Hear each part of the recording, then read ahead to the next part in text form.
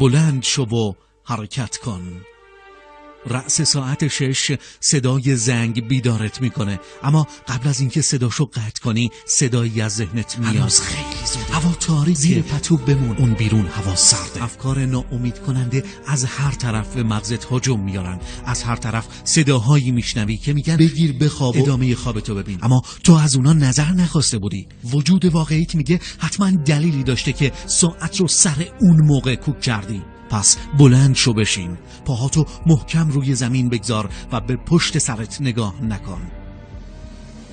به دنیای حرکت و تلاش خوش آمدی. هر روز نبردی بین راه درست و راه آسون توی ذهنت به وقوع میپیونده. هزاران راه خودشونو بهت نشون میدن که همه میخوان بگن از اون یکی راه آسون تره، اما تو تصمیم گرفتی راه درست رو انتخاب کنی، نه راه آسون رو.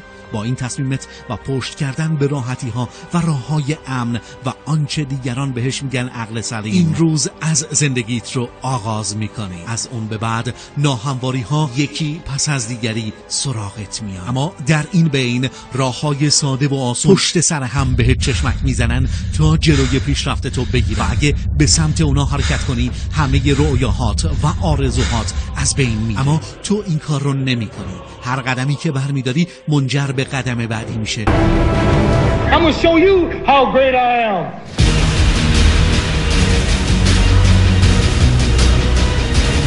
In the 17th chapter of St. Luke it is written, the kingdom of God is within man, not one man nor a group of men, but in all men, in you. You, the people, have the power to create machines, the power to create happiness. You, the people, have the power to make this life free and beautiful, to make this life a wonderful adventure. Now, what are you gonna do?